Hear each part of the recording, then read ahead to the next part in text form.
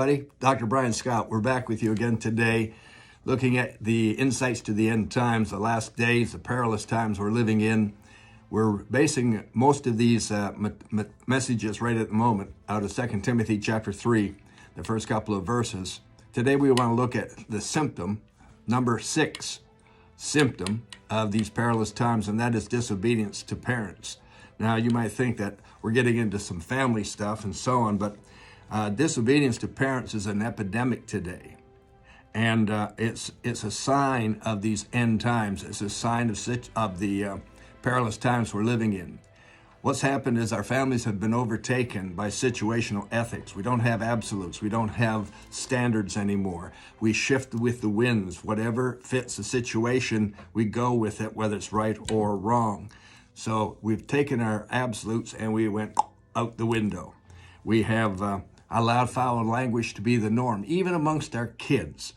It's hard to believe, but our kids are speaking with swear words, foul words, lewd words, and nobody pays attention to it.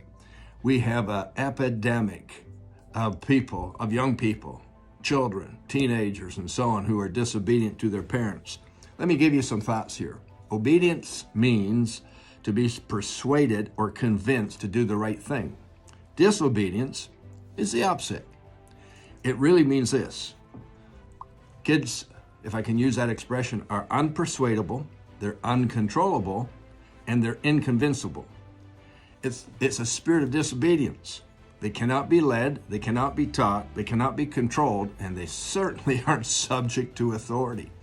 Now, you might think I'm only speaking about the family, but really think about it. What's happening in our society today as the younger generation grows up and they become 20-year-olds and so on, they are steering our economy. They're steering our country. They're steering our values. They're steering everything.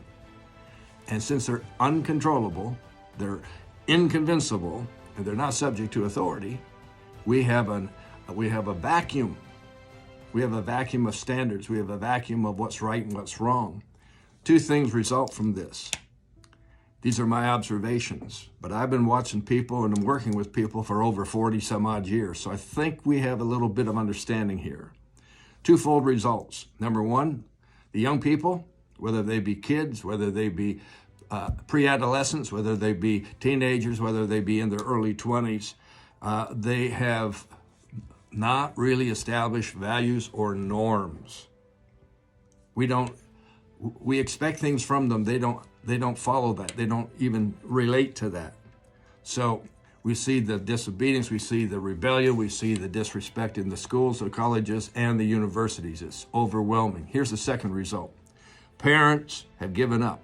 They've abandoned their responsibilities as parents. They've become their kids' best friends. They negotiate with their parents. Have you ever been in a store and heard a screaming child?